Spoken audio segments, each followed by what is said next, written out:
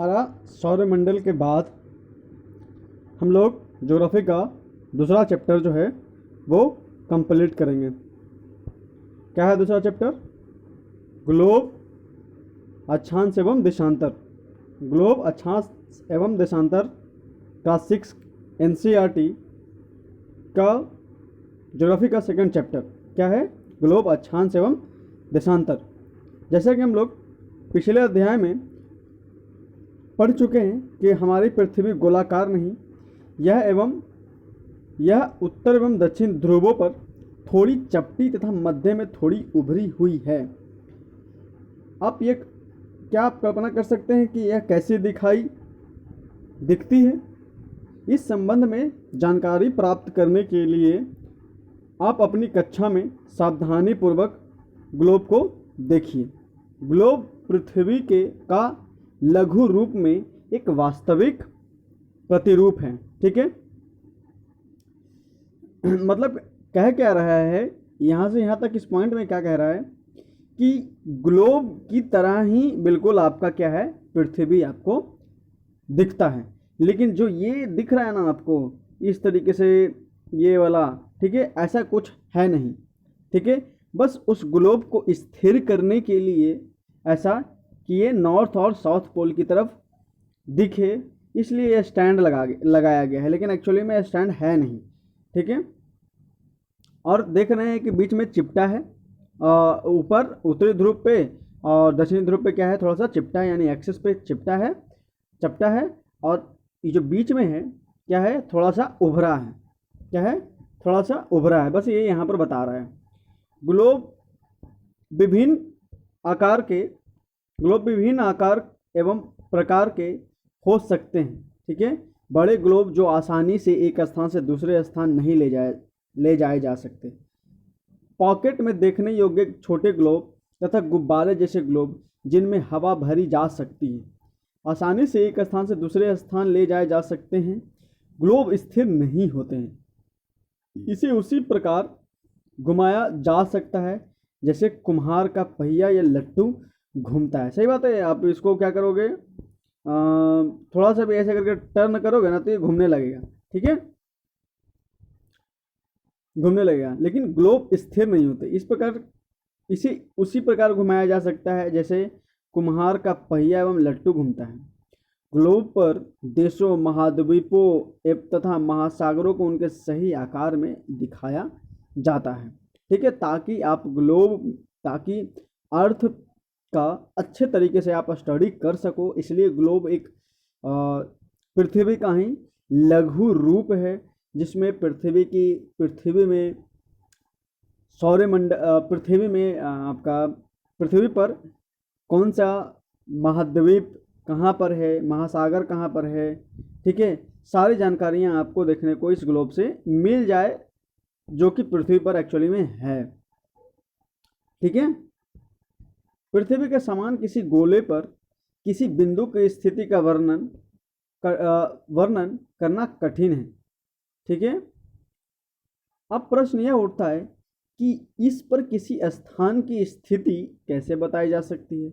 इसके लिए हमें कुछ बिंदुओं एवं रेखाओं के संदर्भ की आवश्यकता होती है। सही बात है, पृथ्वी पे आपसे पूछ लिया जाए कि स्पेन किधर है, ठीक है, तो विदाउट आप ग्लोब के बारे में अच्छे से जानने के,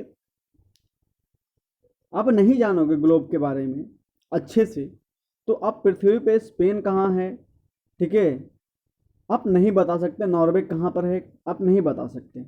ठीक है, और उसी ग्लोब को अच्छे से जानने के लिए जो है हमें कुछ अवस्था और कुछ रेखाओं के बारे में जानने की आवश्यकता होती है, जिससे हम एक्चुअल पॉइंट पता कर सकते हैं कि कौन सा कंट्री कहाँ पर है, कौन सा स्टेट कहाँ पर है, ठीक है, कौन से पहाड़ कहाँ पर है। ठीक है, इन सबको जानने के लिए हमें अक्ष की ज़रूरत होती है। ठीक है, समझ में आया ना कि क्या है कि सुई ग्लोब में झुकी हुई अवस्था में स्थित होती है, जिसे अक्ष कहा जाता है। ठीक है, जैसे यहाँ पर ये हो गया आपका, इस तरीके से ये हो गया अक्ष। ठीक है, नॉर्थ पोल, और आपका साउथ पोल। ठीक है, साइंस पढ़ोगे ना तो पता चलेगा कि आखिर अर्थ जो है वो नॉर्थ पोल और साउथ पोल की तरफ ही क्यों झुका है, वो ईस्ट और वेस्ट की तरफ झुका क्यों नहीं है। ठीक है, अगर इस चैप्टर में इसके बारे में नॉलेज अगर बताया होगा तो हम आपको आसानी से बता सकते हैं। ठीक है, वरना हम अगले चैप्टर में या फिर अगले क्लास वाले ज्योग्राफी के बुक में अगर पढ़ना होगा तो हम वहाँ पे उसके बारे में डिस्कस कर लेंगे। ठीक है, तो ग्लोब पर दो बिंदु जिनसे होकर सुई गुजरती है, उत्तर तथा दक्षिणी ध्रुव। याद रखिएगा, उत्तर ध्रुव और दक्षिणी ध्रुव। ठीक है, और ग्लोब को सुई के चारों ओर आप घुमाओगे तो पृथ्वी की भांति पश्चिम से पूरब की ओर घुमाया जा सकता है। मतलब क्या था, यहाँ नॉर्थ था, ठीक है, यहाँ साउथ था, यहाँ ईस्ट है और ये वेस्ट है। ठीक है, तो पृथ्वी कैसे घूमती है, पश्चिम से पूरब की ओर, यानी पश्चिम से पूरब की ओर, इधर की तरफ। पश्चिम से क्या होता है, ये बिल्कुल इस तरीके से घूमता है, इस तरीके से। ठीक है, यहाँ से ऐसे करके घूमते घूमते घूमते ये राउंड लगाते जाता है। ठीक है, तभी तो यहाँ पे सन है, और जैसे जैसे ये क्या होता है कि पूरब पश्चिम से पूरब की तरफ घूमता है। ठीक है, तब इसलिए सन जो है हमें सबसे पहले पूरब की तरफ दिखता है और हम कहते हैं कि सूरज पूरब की तरफ उगता है, जबकि ऐसा है नहीं। ठीक है, क्यों, क्योंकि पृथ्वी ही जो है चक्कर पश्चिम से पूरब की तरफ लगाती है, जिस वजह से हमें सूरज पूरब में पहले दिखता है। ठीक है, और इसी को कंप्लीट करते करते 24 घंटा हो जाता है। तो इसी 24 घंटा घूमने की वजह से, ठीक है, आधे भाग पे दिन रहता है, आधे भाग पे अंधेरा रहता है, तो रात दिन होती रहती है। ठीक है, खैर वो सब आगे चैप्टर में हम पढ़ेंगे, सब अगले चैप्टर में। ठीक है, तो वास्तव में ऐसी कोई सुई नहीं है, जो सही बात है, ये दिखाया गया था ग्लोब में कि यहाँ पर नॉर्थ है, यहाँ पर साउथ है। ठीक है, और ये इस तरीके से अक्ष है चिपकाया हुआ। ठीक है, यहाँ पर, ठीक है, तो ऐसा कुछ है नहीं। ठीक है, ये वाला है नहीं, मैं बताया था आपको। ठीक है, यह अपने अक्ष पर चारों ओर घूमती है, जो एक काल्पनिक रेखा है, और एक अन्य काल्पनिक रेखा भी ग्लोब को दो बराबर भागों में बांटता है। कौन भागों में बांटता है, जैसे ये अर्थ है, ठीक है, तो इसको दो बराबर भागों में बांटेगी। ठीक है, ऊपर की तरफ बढ़ोगे तो नॉर्थ के डायरेक्शन में बढ़ोगे, और नीचे की तरफ बढ़ोगे तो साउथ के डायरेक्शन में बढ़ोगे। समझ में आ रहा है ना। ठीक है, तो यहाँ पर चपटा है और यहाँ पर साउथ है, साउथ में भी चपटा है, याद रखिएगा, यही सब है। और इसे हम विषुवत रेखा या विषुवत वृत्त भी कहा जाता है। वही अर्थ को क्या है, बीचों बीच से हाफ पार्ट में बांट दे, ठीक है, उसको हम लोग क्या बोलते हैं, विषुवत वृत्त या फिर विषुवत रेखा बोलते हैं। दो काल्पनिक रेखा मिला, एक विषुवत रेखा और एक आपको ये, ठीक है, कि पश्चिम से पूरब की तरफ पृथ्वी जो है घूमता है। ठीक है, तो ये ग्लोब पे आपको एक अक्ष दिखाया गया था, लेकिन ऐसा नहीं है कि ग्लोब की असली में पृथ्वी के पास ऐसा कोई काल्पनिक रेखा है, वो एक अपना अक्ष पे घूमते रहती है। ठीक है,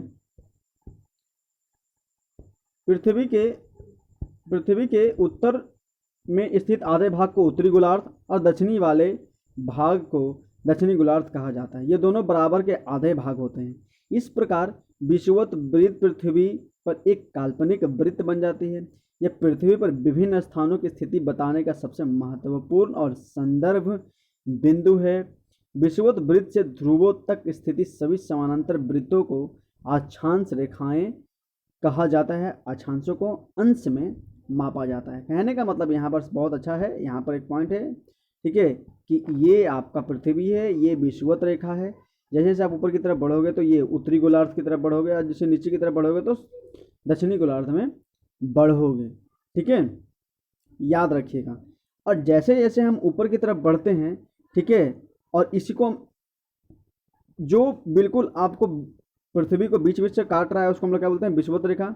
और जैसे जैसे हम ऊपर की तरफ बढ़ते हैं, नॉर्दर्न की तरफ बढ़ते जाते हैं, लाइन खींच खींच करके, बिल्कुल विषुवत रेखा पैरेलल खींच खींच के, तो क्या होता है कि उसे हम अक्षांश कहते हैं। ठीक है, और सबसे बड़ा अक्षांशीय रेखा विषुवत रेखा ही होती है, ठीक है। और बाकी जैसे जैसे हम उत्तरी अक्षांश की तरफ बढ़ते हैं तो हर एक अक्षांश और विषुवत रेखा के बीच का जो एरिया होता है, ठीक है, वो घटते चला जाता है। जैसे मान लिया कि ये वाला है, ये फर्स्ट एरिया मेरा, तो ये फर्स्ट एरिया जितना जो है रहेगा उतना एरिया आपका सेकेंड अक्षांश और थर्ड अक्षांश के बीच में नहीं होगा। इसका मतलब साफ साफ है कि जैसे जैसे हम लोग दक्षिणी की उत्तर की तरफ बढ़ते हैं वैसे वैसे अक्षांशीय जो काल्पनिक रेखा है वो उसकी लंबाई जो है वो घटते चली जाती है, और एकदम जब हम लोग नॉर्थ की तरफ पहुंचते हैं ऊपर की तरफ तो जो है वो बिल्कुल पॉइंट सा अक्षांश बन जाता है। जैसे पॉइंट सा कैसे, यहाँ पे हम जैसे जैसे ऊपर की तरफ बढ़ेंगे तो यहाँ पर जो अक्षांशीय होगा वो एक बिंदु टाइप का बन जाता है, ठीक है। हम आगे पढ़ेंगे उसके बारे में, होगा ही इसमें, ठीक है।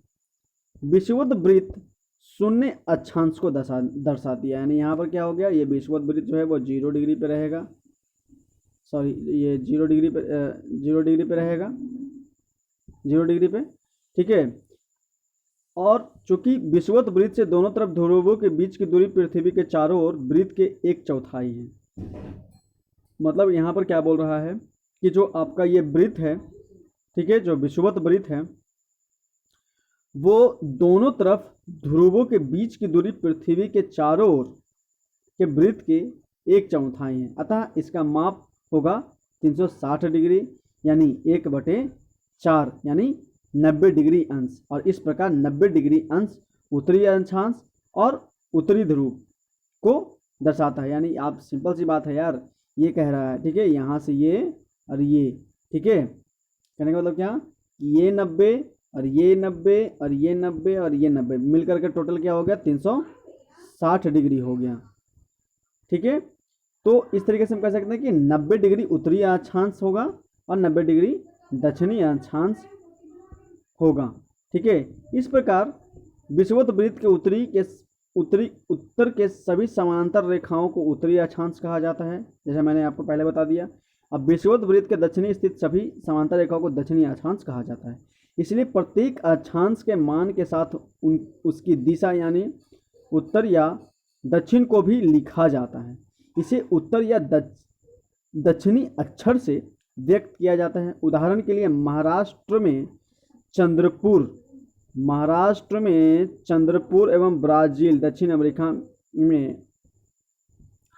में बेलो हॉरिजॉन्टो दोनों एक ही अक्षांश पर यानी 20 डिग्री अक्षांश पर स्थित है, ठीक है। मतलब क्या है, आपका जो ब्राज़ील का हॉरिजॉन्टो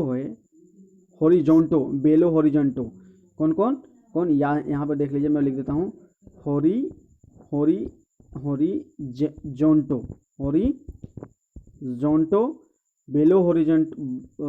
बेलो हॉरिजॉन्टो और चंद्रपुर यानी महाराष्ट्र का क्या हो गया, चंद्रपुर, और बेलो हॉरिजॉन्टो ब्राज़ील का, ये दोनों के दोनों क्या हैं, 20 डिग्री अक्षांश पर ही स्थित हैं। यानी यहाँ पर जैसे ये 0 डिग्री हो गया, ठीक है, ये 23.5 डिग्री उत्तरी अक्षांश हो गया, ठीक है। तो यहाँ पर कहीं ना कहीं आपका क्या होगा, यहाँ पर बिल्कुल 20 डिग्री होगा, ठीक है, 20 डिग्री अक्षांश होगा, ठीक है।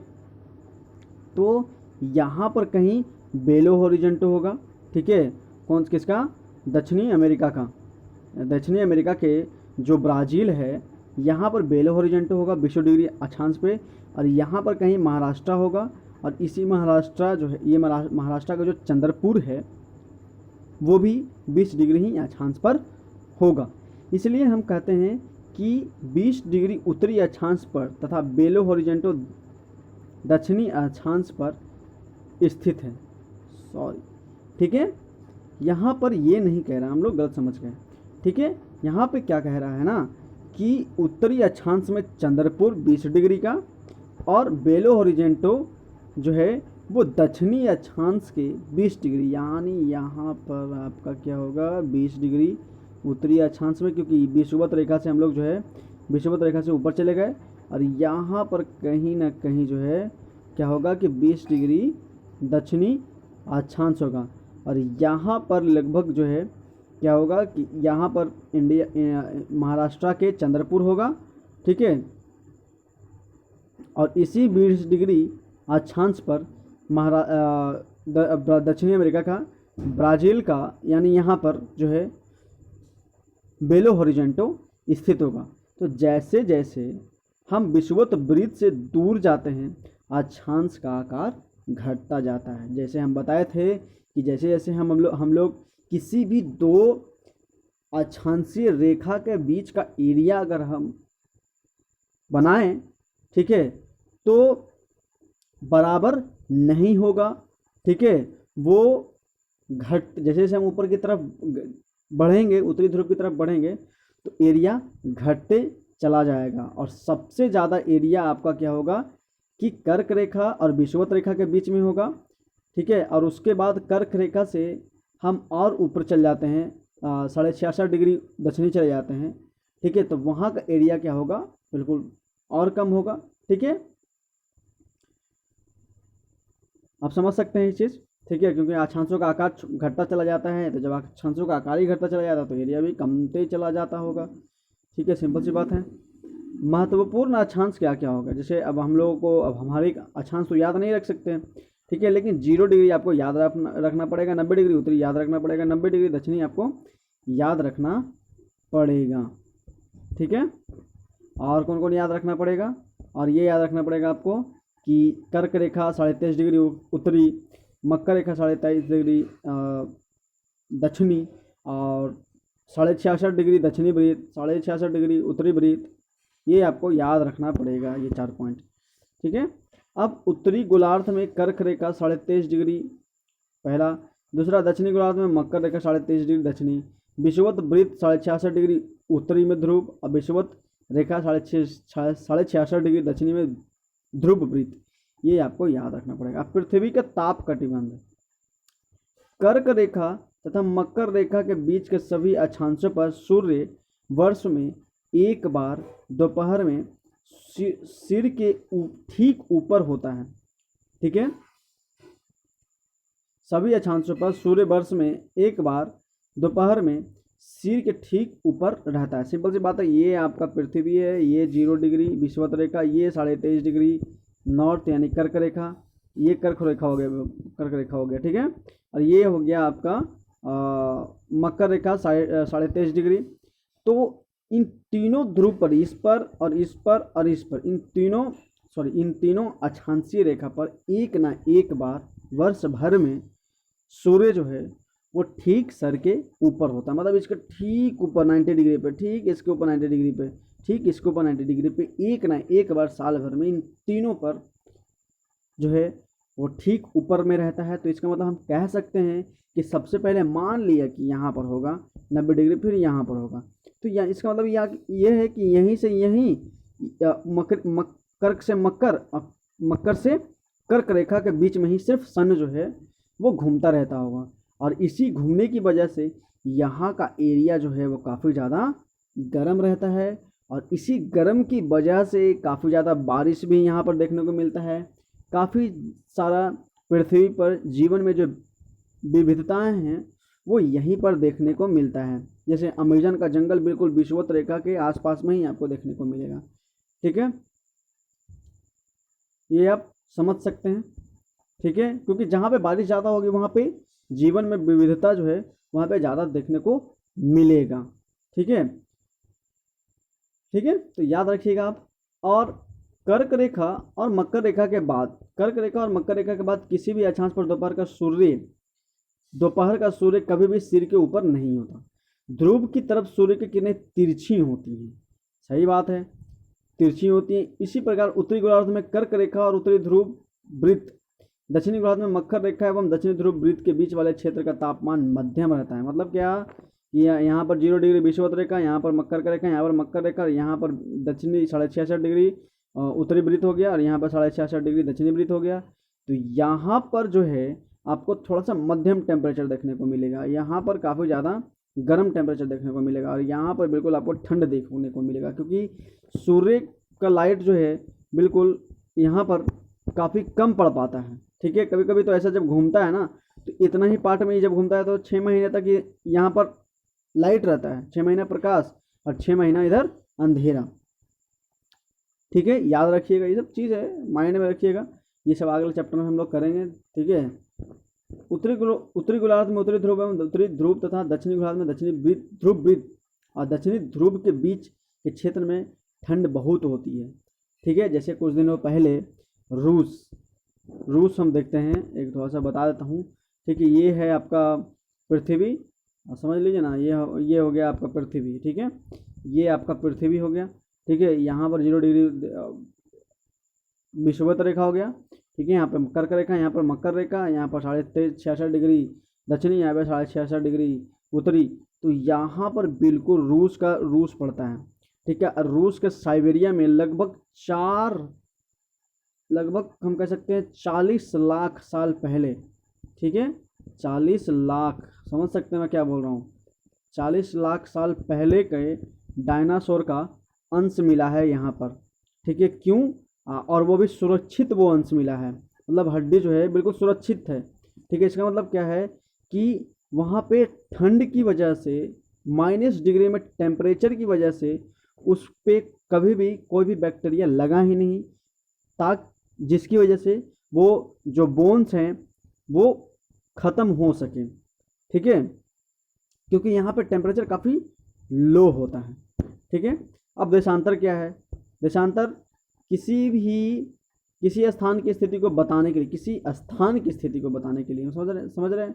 ठीक है, उस स्थान के अक्षांश के अतिरिक्त कुछ और जानकारियों की आवश्यकता भी होती है। आप देख सकते हैं कि प्रशांत महासागर में टोंगा द्वीप, याद रखिएगा, प्रशांत महासागर में टोंगा द्वीप और हिंद महासागर में स्थित मॉरिशस द्वीप एक ही अक्षांश पर है।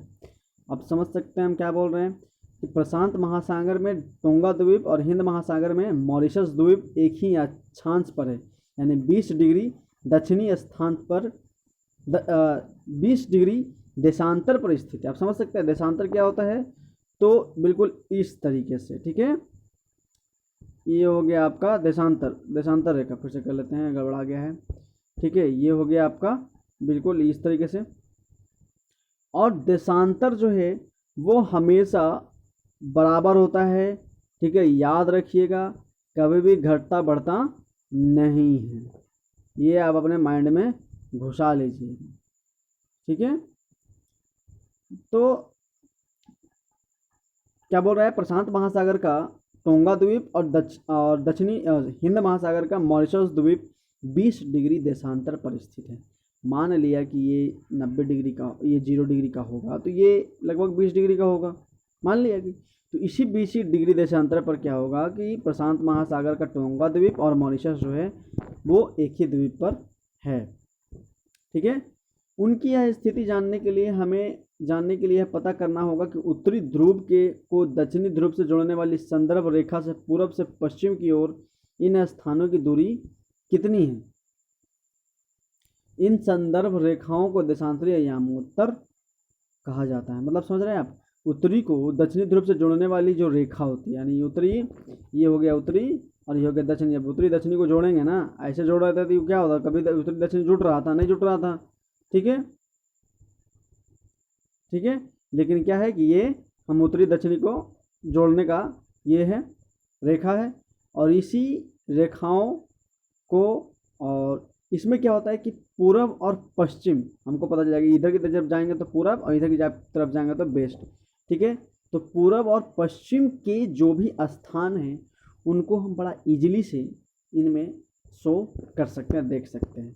ठीक है, कहते हैं तथा उनके बीच की दूरी को देशांतर के अंशों में मापा जाता है। प्रत्येक अंश को मिनट में और मिनट को सेकंड में विभाजित किया जाता है। ये अर्धवृत्त है तथा उनके बीच की दूरी ध्रुवों की तरफ बढ़ने पर घटती है और ध्रुवों पर शून्य हो जाती है, जहाँ सभी देशांतरीय यामोत्तर आपस में मिलती है। मतलब क्या बोल रहा है कि यहाँ पर क्या बोल रहा है कि ये अर्धवृत्त है, अतः उनके बीच की दूरी ध्रुवों की तरफ ध्रुवों की तरफ जब बढ़ते हैं तो क्या होता है, ध्रुवों पर शून्य हो जाता है, और जहाँ सभी देशांतर यामोत्तर आपस में मिलती है।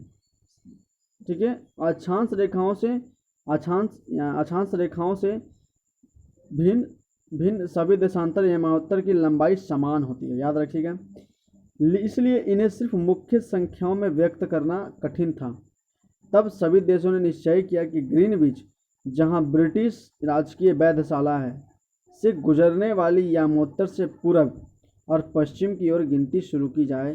तो इस यामोत्तर को प्रमुख यामोत्तर कहते हैं, और इसका मान 0 डिग्री देशांतर होता है, जहां से हमें 180 डिग्री पूर्व और 180 डिग्री पश्चिम तक गणना करते हैं। मतलब क्या बोल रहा है बाबू यहाँ पर इंपॉर्टेंट हो गया। ठीक है, क्या इंपॉर्टेंट हो गया, यहाँ पर इंपॉर्टेंट ये हो गया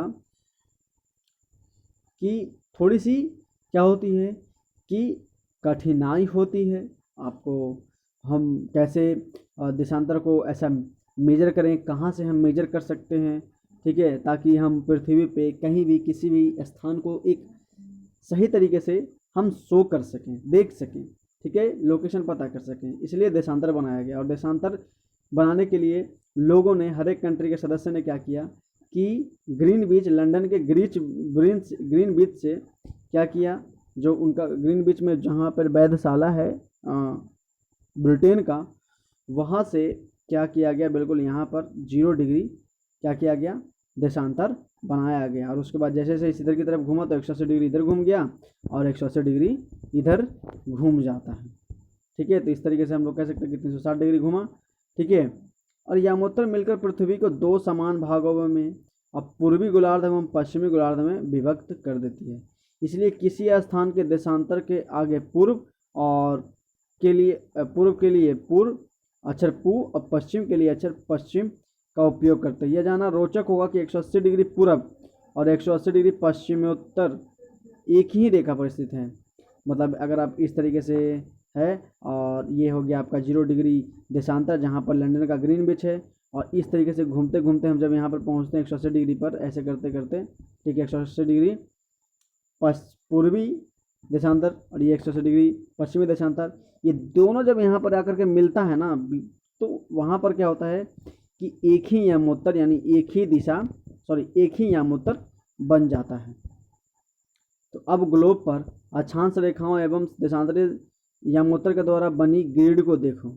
अगर आपका किसी स्थान के अक्षांश एवं देशांतर को सही जानकारी हो तो ग्लोब पर आप उस स्थान को पता आसानी से लगा सकते हैं। उदाहरण के लिए असम में धुबरी 26 डिग्री उत्तरी अक्षांश और 90 डिग्री देशांतर पर पूर्वी स्थित है। यानी यहाँ पर आप पता कर सकते हो कि 26 डिग्री उत्तरी अक्षांश, यानी 26 डिग्री उत्तरी अक्षांश क्या हो गया, इधर की तरफ, ये आपका विषुवत रेखा हो गया।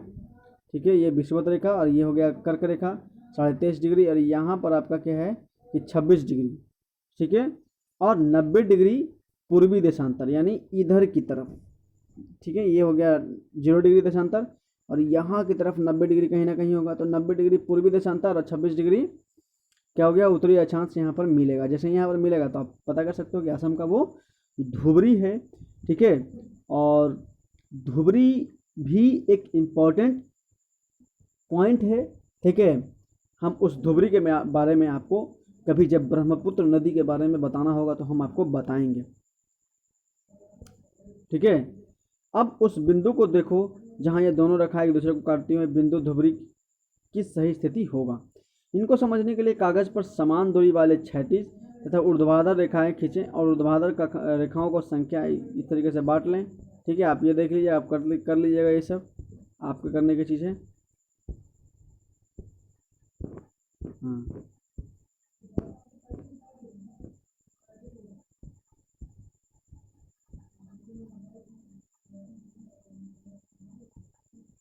ठीक है, सॉरी, ये हो गया आपका क्या, आप देखेंगे अब आप देखेंगे कि वृत्त पर आ खा से आ और खा उत्तरी अक्षांश से 1 डिग्री पूर्वी देशांतर पर स्थित है। अन्य वृत्तों की स्थिति ज्ञात करें। देशांतर को मापने के लिए और समय को मापने के लिए यहाँ पर कुछ जानकारी होगा। देशांतर और समय को मापने का सबसे अच्छा साधन पृथ्वी, चंद्रमा, ग्रहों की गति है। सूर्योदय एवं सूर्यास्त प्रतिदिन होता है, अतः स्वाभाविक है कि यह पूरे विश्व में समय निर्धारण का सबसे अच्छा साधन है। सही बात है, बिल्कुल ठीक है। पहले के लोग सूर्य को देख कर के ही और चंद्रमा को देख कर के ही, ठीक है, पता कर लेते थे कि कितना बज रहा है, और उनको दिशा के बारे में अगर पता करना होता था तो वो उत्तरी ध्रुव को देख लेते थे, और उत्तरी ध्रुव को देख लेते थे तो ठीक उसका अपोजिट दक्षिणी मान लेते थे, और जहाँ से सूरज उग रहा है उसको पूरब मान लेते थे, और जहाँ सूरज डूब रहा है उसको पश्चिम मान लेते थे। तो कहीं भी अगर भुलाते थे या भटकते थे तो वो क्या करते थे कि इन्हीं सब चीज़ों से पता कर सकते थे कि हाँ वो किस दिशा में जा रहा है और किस दिशा में को जाना है। समझ सकते हैं।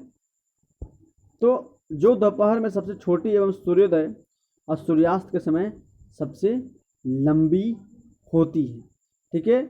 और सही बात है, आप परछाई से भी, पहले के लोग तो, आप अगर सासाराम में जाओगे या फिर रोहतास में जाओगे तो आपको क्या मिलेगा, वहाँ पर शेरशाह का मकबरा मिलेगा। वहाँ पर आप देखोगे क्या कि सूरज के परछाई से ही घड़ी से कब कितना बज रहा है वो वहाँ पर आपको अच्छे से, एक पार्क में है, आप देख सकते हैं उसको जा कर के, ठीक है। पहले के लोग इन्हीं सबसे चीज़ों से टाइम देखा करते थे, टाइम समझा करते थे, ठीक है। और जब गर्मी आई, ठंडा आई, बरसात आई तो उससे समझ जाते थे कि वो एक साल गुजार चुके हैं। पहले के लोग बारिश को ही काउंट करके बोलते थे कि हाँ भाई हम 4 बारिश बाद आए हैं, 5 बारिश बाद आए हैं, मतलब उनका कहने का मतलब होता था कि हम 5 साल बाद आए हैं। बारिश और गर्मियों को गिनती करके ही वो लोग साल और सालों का पता करते थे, ठीक है।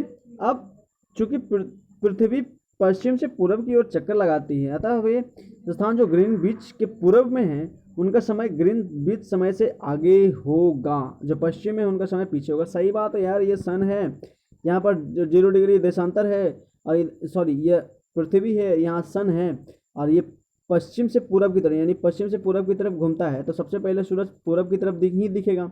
इसीलिए तो भारत में सबसे पहले जो है अरुणाचल प्रदेश में ही सूर्य सबसे पहले दिखता है, और गुजरात में सबसे बाद में, ठीक है।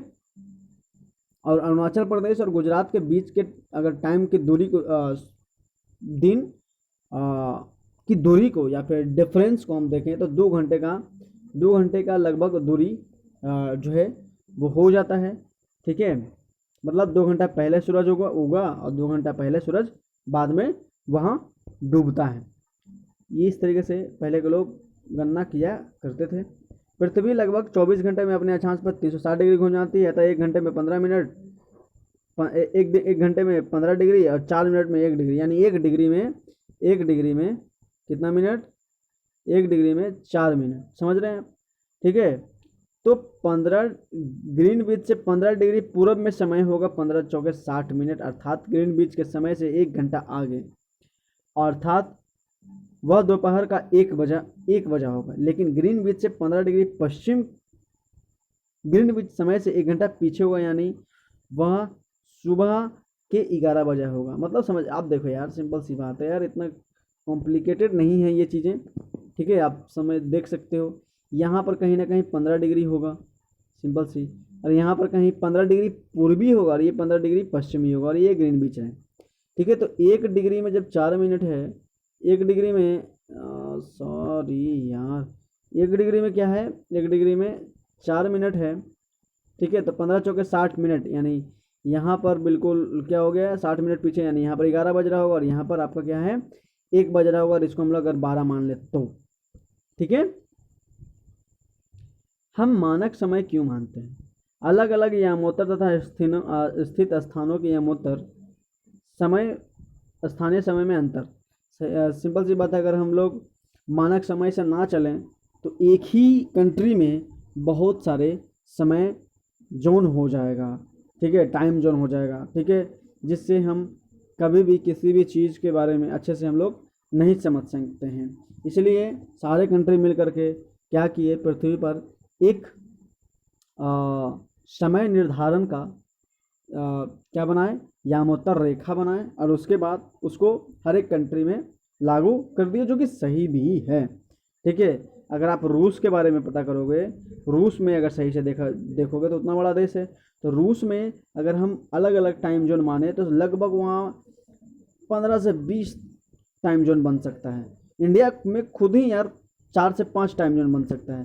तो अगर इनका टाइम जोन अलग, इनका टाइम जोन अलग, हर एक कंट्री का टाइम जोन अलग, क्योंकि ये नॉर्थ अमेरिका साउथ अमेरिका काफ़ी दूर है, बीच में प्रशांत महासागर है, ठीक है, काफ़ी कम देशांतर अक्षांश पे हैं ये सब, ठीक है, तो काफ़ी कॉम्प्लिकेटेड हो जाएगा किसी भी चीज़ को हम लोग को समझने में, ठीक है। उदाहरण के लिए बहुत से देशांतरों से होकर गुजरने वाली रेलगाड़ियों के समय सारणी तैयार करना कठिन होगा। सही बात है। भारत में गुजरात के द्वारका और असम के डिब्रूगढ़ के स्थानीय समय में लगभग 1 घंटा 45 मिनट का अंतर है। याद रखिएगा, द्वारका और असम के डिब्रूगढ़। इसलिए यह आवश्यक है कि देश के मध्य भाग से होकर गुजरने वाले सभी किसी यामोत्तर के स्थानीय समय को देश का मानक समय माना गया। इसी यामोत्तर रेखा को स्थानीय समय को पूरे देश का मानक समय माना जाता है, और इसलिए अपने इंडिया में भी एक मानक समय बनाया गया, ठीक है, ताकि एक ही टाइम जोन रह सके इंडिया में, ठीक है। और वो मानक समय जो है 82.5 डिग्री 30 मिनट, ये गुजरात के नैनी डिस्ट्रिक्ट से गुजरती है। याद रखिएगा। कबीर भोपाल के निकट एक छोटे से नगर में रहता है। वह अपने भोपाल मित्र आलोक से कहता है कि वे लोग आज रात्रि में नहीं सो पाएंगे।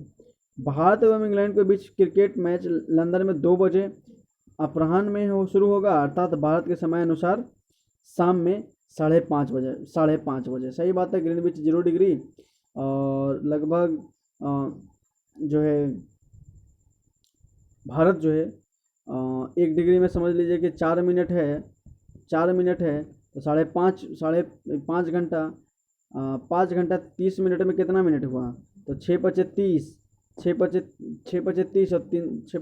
और 330 और इसको हम लोग 4 से अगर भागा देते हैं तो 4 4 32 और 4 32 और 1 0 4 दूना 8 और 4 5 20, यानी 82.5 डिग्री, यानी 82.5 डिग्री जो है वो लंदन के ग्रीनविच से काफ़ी आगे है, क्योंकि 1 डिग्री में 4 मिनट, तो 330 मिनट में 82.5 डिग्री 5 मिनट होगा। इसलिए रात में वो लोग जागना पड़ेगा, वो लोग सो नहीं पाएंगे, ठीक है।